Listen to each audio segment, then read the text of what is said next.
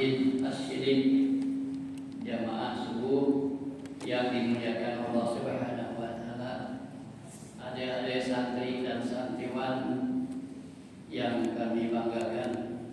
Alhamdulillah pada subuh ini kita masih diberikan jatah umur serta kesehatan dan kesempatan sehingga kita dapat melaksanakan sholat subuh berjamaah, yang mana tentunya pahalanya sangat besar sekali. Apalagi kalau diawali dengan tadi sebelum subuh, yaitu 2 rakaat sholat fajar atau qabla subuh, itu sungguh sangat besar sekali. Bahkan pahalanya itu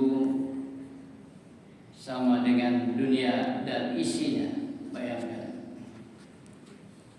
Ikhwatul iman yang dimuliakan Allah, dalam kesempatan ini saya masih akan menyampaikan dalam masalah yang ada kaitannya dengan adabul insan fil Islam, adab manusia terhadap agama Islam. Pada kesempatan ini kita masih dalam masalah ibadah sholat berjamaah. Walaupun dulu pernah dijelaskan, tapi masih ada kepanjangannya. Kewajiban-kewajiban kita di dalam sholat berjamaah. Yang pertama mengenai posisi imam dan makmum. Sebagaimana kita ketahui bahwa bila sholat berjamaah itu 2 orang. Bila sholat berjamaah 2 orang, makmumnya hanya 1 orang, laki-laki, maka makmum berdiri di sebelah kanan imam, sejajar dengan imam. Jika makmumnya perempuan, maka makmum berdiri di belakang imam, walaupun hanya 1 orang. Jika yang berjamaahnya perempuan, yaitu di belakang imam. Jika yang berjamaahnya makmumnya lebih dari 1 orang, maka makmum berdiri di belakang imam dan imam berada di tengah-tengah, di depan, bukan di tengah-tengah di sama, tapi di depan. Dalam hadis dikatakan, qala Jabir bin Abdullah radhiyallahu anhu, qala Nabi sallallahu alaihi wasallam yusalli al-maghrib fajitu faqultu an yasarihi panahani faja'alani an yamini sumaja sahibun li fasawfatna khalfahu. Jadi Jabir Ibnu Abdullah radhiyallahu anhu berkata, Nabi sallallahu alaihi wasallam berdiri pada sholat maghrib.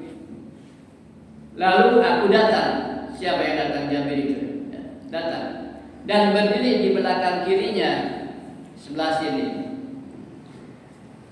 Beliau melarangnya dan menempatkan di sebelah kanan. Lalu datang seorang kawannya, maka kami berdua berdiri di belakang. Tadinya begini. Coba sini. Ya, coba.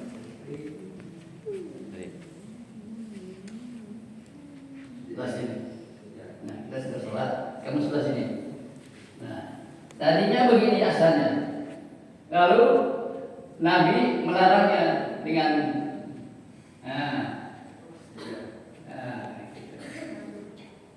kemudian datang 1 orang lagi. Coba sini. Duduk di sebelah sini.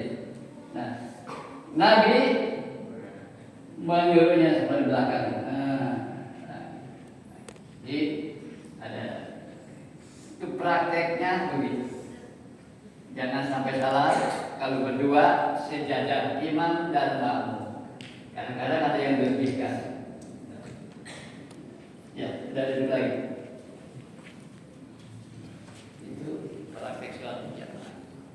Walaupun kelihatannya sepele, tapi ini kadang-kadang di tempat lain itu menjadi masalah, ya. Atau kalau makmumnya itu kurang tahu, ya tetap aja berdiri di sebelah kiri imam itu. Nah itu yang pertama. Dan posisi imam itu di tengah-tengah shaf di depan makmum. Hadisnya, qala Rasulullah SAW, wasitul imama wasaddu wal khalat. Rasulullah SAW bersabda, jadikanlah imam berada di tengah-tengah kalian dan tutuplah celah-celah shaf. Jangan sampai shaf itu ada yang kosong. Itu sunnah Nabi Daud. Kemudian dan tempat imam itu hendaknya tidak lebih tinggi daripada makmum. Di beberapa masjid kadang-kadang kita melihat tempat imam itu ada tinggi. Ini pernah terjadi di Langgewer, ya, di masjid kita, maka dibongkar karena lebih tinggi. Kemudian shaf ini pernah kita sering diingatkan, shaf itu harus lurus. Nabi bersabda, qala Nabi sallallahu alaihi wasallam, sawu sufufakum fa inna tasmiyatas sufuf bin tamamis shalah. Ini sering diingatkan tiap salat, tiap salat. Nabi sallallahu alaihi wasallam bersabda, luruskanlah shaf kalian karena lurusnya shaf itu termasuk kesempurnaan salat. Hadis riwayat Kemudian shaf perempuan itu di belakang laki-laki dan di belakang anak laki-laki. Jadi pertama dewasa, kedua anak, ketiga wanita atau perempuan. Itu aturan shaf yang diatur oleh Rasulullah Shallallahu Alaihi Wasallam. Jadi kalau saya sering melarang anak kecil di depan, itu kan masih ada orang dewasa di belakang. Ini aturan Rasulullah SAW. Ya. Allah Abu Malik al-Ash'ari radhiyallahu anhu kana Rasulullah SAW wa yaj'alu rijalun kudumal gilman wal gilman khalfahum wa nisaa khalfal gilman.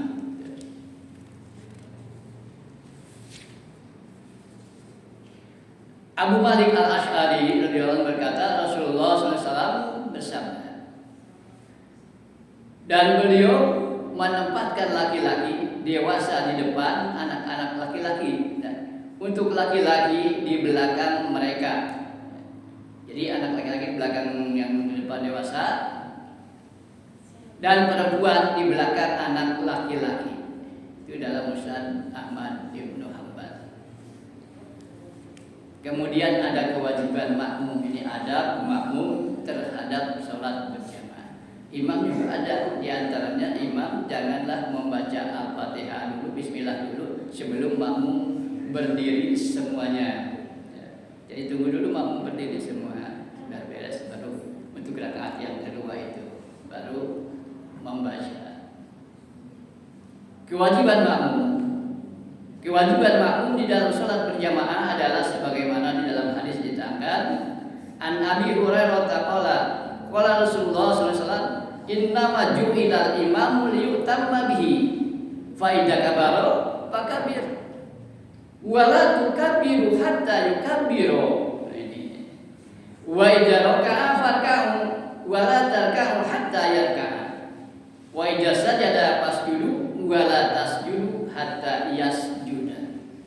Wa idza shalla qa'iman fasallu qiyaman wa idza shalla qa'idan fasallu qu'udan.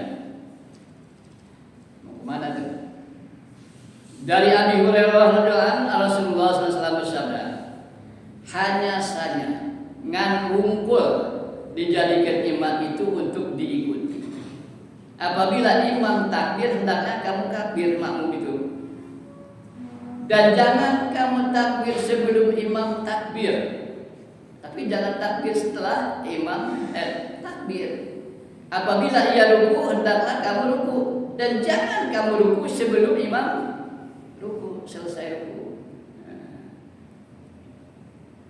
Dan apabila imam sujud, imam sujud, ia sujudlah kalian. Janganlah kalian sujud sebelum imam sempurna sujudnya. Apabila ia sholat sambil berdiri, sholatlah kalian sambil berdiri. Dan jika ia sholat sambil duduk, maka sholatlah kalian sambil duduk. Hadis riwayat Abu Dawud. Ini kadang-kadang dipermasalahkan atau ada yang kurang. Dulu saya dari awal dari masjid dari sana itu sudah mulai menerapkan ini. Ini Ustaz Abdul Rahman memberikan patokannya takbir. Waktu beberapa hari yang lalu Dr. Surahman itu dia sedang menyusun masalah sholat menurut kesehatan dan dia datang tanyakan bagaimana Ustaz Abdul Rahman dulu pendapatnya. Saya bilang dulu Ustaz Abdul Rahman membuat patokannya itu barnya. Jadi kalau belum terdengar imam membaca bar, jangan berdiri dulu, ya, atau jangan takbir dulu. Kalau imam sudah terdengar bar, imam sudah Allahu Akbar, nah baru makmum ruku. Sami Allahu liman hamidah, baru makmum berdiri untuk Rabbana lakal hamdu sambil berdiri. Jadi ujungnya bar. Kita masih kelihatan terutama di dalam salam. Makmum belum salam ke kiri, tapi imam belum salam ke kiri, makmum sudah salam duluan. Tunggu dulu sampai beres, ya. Kalau imam sudah assalamualaikum warahmatullahi, kemudian assalamualaikum warahmatullahi, baru makmum ke kanan dan ke kiri. Jadi tertib di dalam sholat berjamaah, itu namanya adab sholat berjamaah.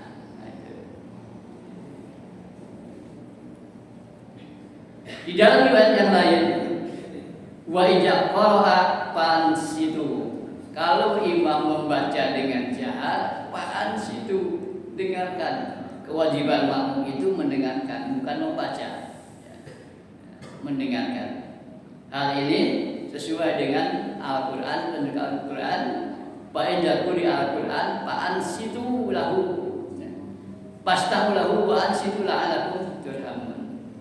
Tadi di sebelah saya imam sedang membaca, tapi dia ikut membaca Al-Fatihah. Itu nggak boleh, itu tidak sopan, bahkan dilarang oleh Rasulullah SAW. Hanya sayang dia nggak ikut pengajian.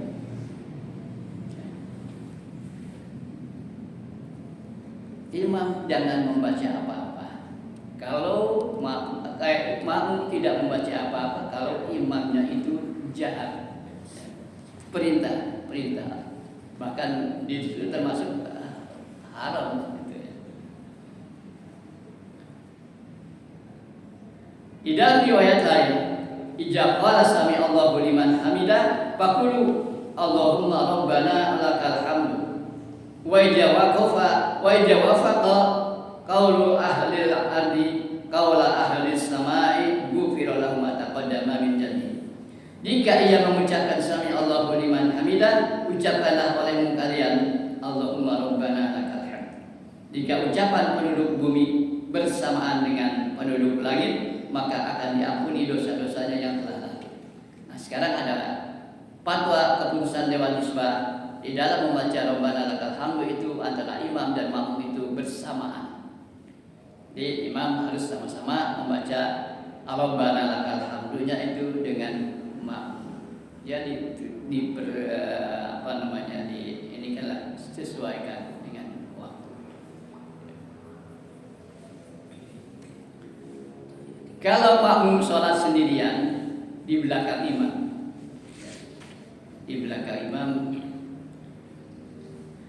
An Ali bin Syaiban anna Rasulullah sallallahu alaihi wasallam ra'a rajulan yusalli khalfas saff Fawaqafa hatta ansarafa rajul faqala lahu istaqbil salataka fala salata limun farid khalfan safi. Ini dari Ali bin Saibah. Sesungguhnya Rasulullah SAW melihat seorang laki-laki sholat di belakang shaf, artinya sendirian. Shaf sudah penuh, kalau pertama sudah penuh, shaf kedua sudah penuh. Nah, ini tinggal sendiri dia, tinggal sendiri. Kemudian Rasulullah SAW menunggu sampai orang itu selesai sholatnya.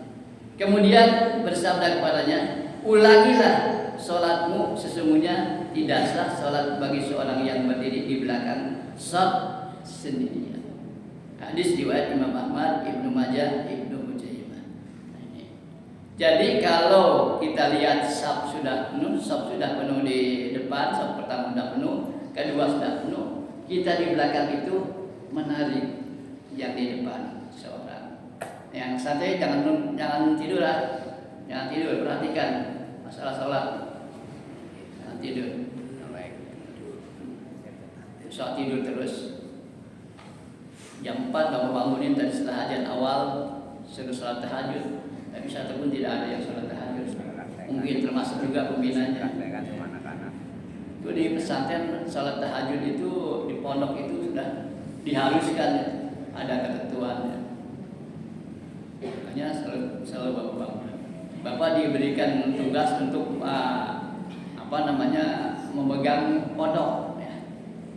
Nanti bapak tegas, ya, bahkan harus diabsen. Waktunya sholat tahajud. Jadi kalau di belakang sudah sendirian, cari teman di depan, dipegang aja, benar. Oh ya, supaya mundur ke belakang.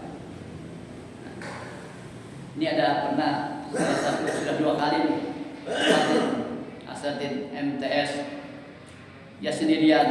Saya itu tadi kamu harus sholat lagi, tapi dia tetap aja malah keluar.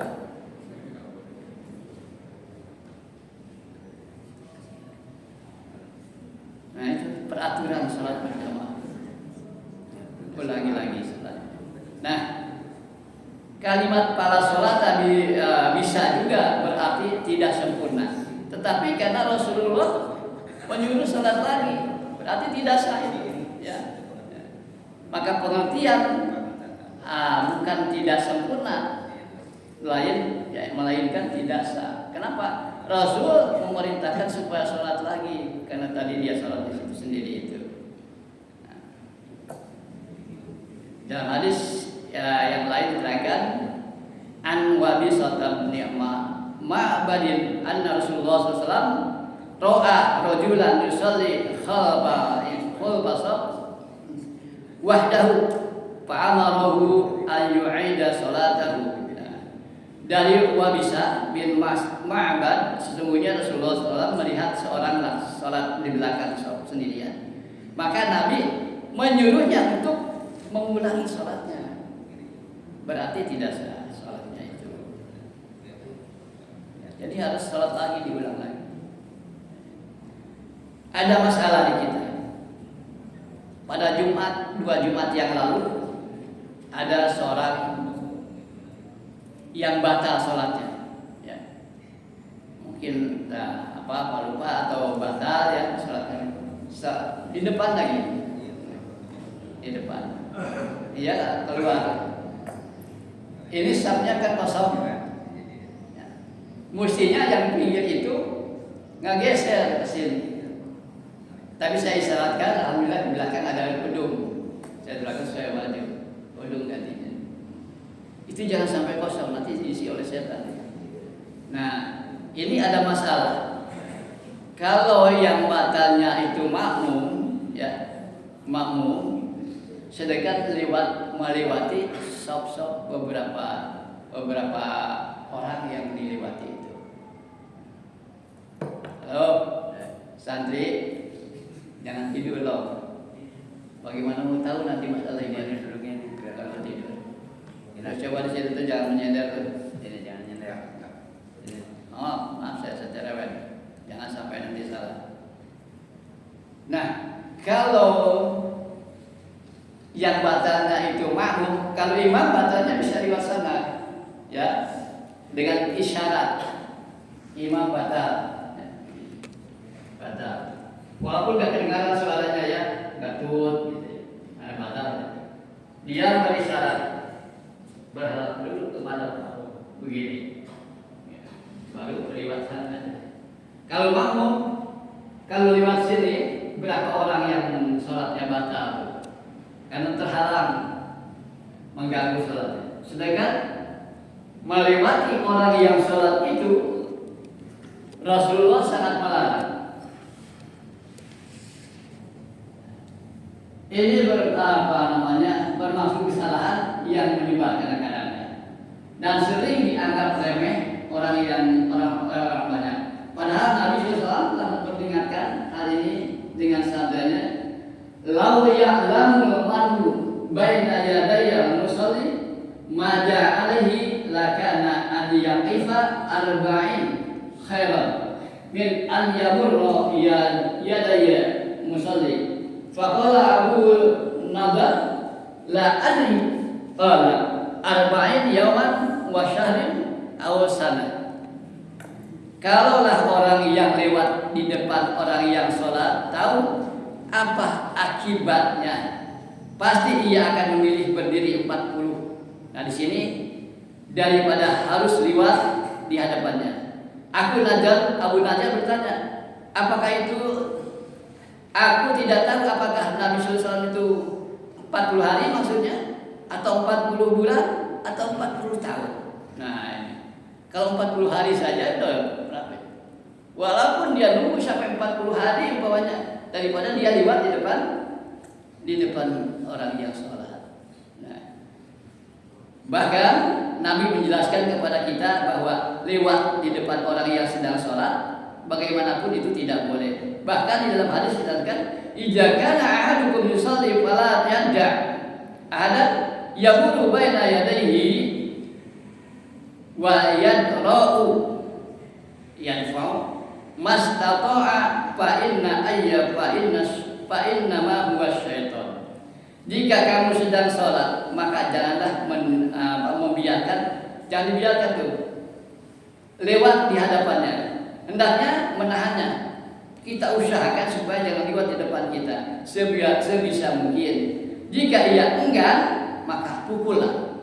Boleh dipukul. Karena sesungguhnya ia itu adalah syaitan. Ya, ini setan. Hadis dikeluarkan oleh Imam Muslim, An-Nasai dan Ibnu Majah.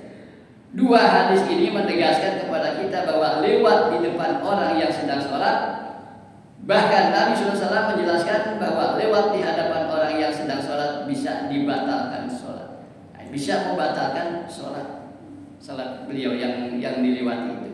Karena apa?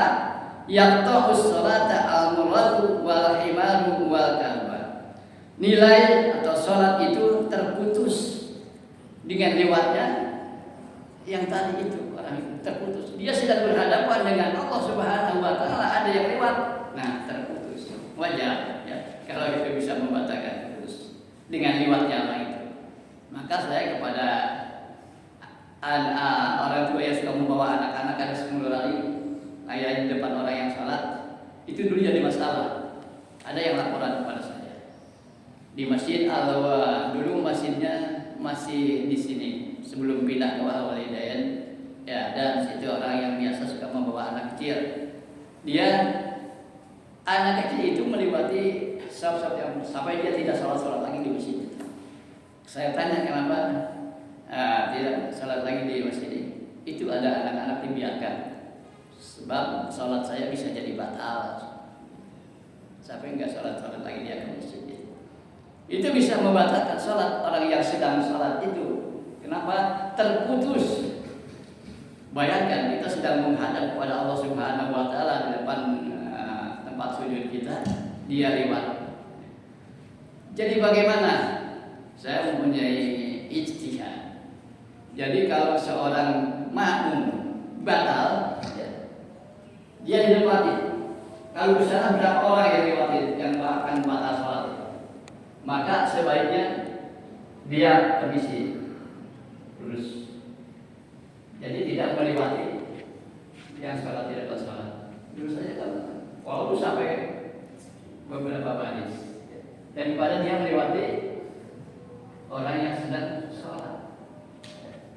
lebih baik mundur.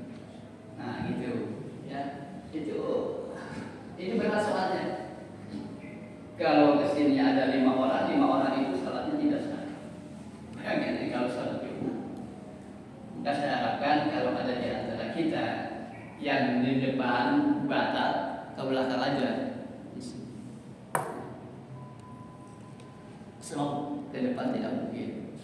Ya. Kalau menerobos ke sana berdasarkan hadis ini, ada dianggap setan ya itu mengganggu. Nah, itu dia. Ikhwat iman, sedikit lagi.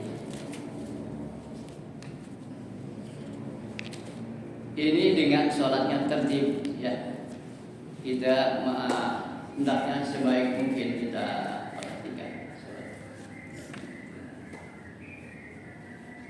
Gambaran sholat itu bagaimana tertibnya berbaris tentara. Sekarang yang kompak adalah tentara. Kalau baris tentara itu masih pada tidur. Di zaman Rasul ada seorang yang sangat benci kepada Rasul. Bahkan mendengar namanya saja ia sudah muak. Biasanya adat permusuhannya. Rasul tahu bahwa si Anu ini sangat benci kepada mendengar namanya saja sudah sangat muak. Bahkan kepada hartanya kadang-kadang, oh ini ya kalau kita sedang benci, ini mobil siapa? Oh mobil siapa? Udah mulai itu ya, dari hartanya juga kadang-kadang. Bahkan tempatnya, oh di Pangkalan RT4, agamanya apa? Islam, paham. Nah dia juga sudah. Demikian ada dengan dulu ada namanya Sumamah bin Usad. Nabi tahu akan kebencian Sumamah terhadap dirinya, dan para sahabat juga sudah bersiap-siap untuk ingin menangkapnya. Apabila ia bertemu dengan namanya Sumamah itu, dikabarkan bahwa Sumamah itu akan pergi ke Mekah. Tidak ada jalan yang bisa ditempuh kecuali harus melalui Madinah, karena dia tinggalnya itu sebelum Madinah ya. Di Yamamah dia tinggalnya. Sesampainya di Madinah, ia sengaja mau ke Mekah itu lewat Madinah. Nah, di Madinah itu sudah dipersiapkan oleh para sahabat bahwa kalau ada Sumamah tangkap dia. Sesampainya di Madinah, ia menghindar dari tempat keramaian karena takut atau dengan para sahabat. Tapi karena di Madinah itu banyak para sahabat, mata-mata Rasulullah SAW, akhirnya ia ditangkap oleh para sahabat, dibawa kepada Nabi SAW. Kemudian setelah ditanya, diikat di tiang masjid.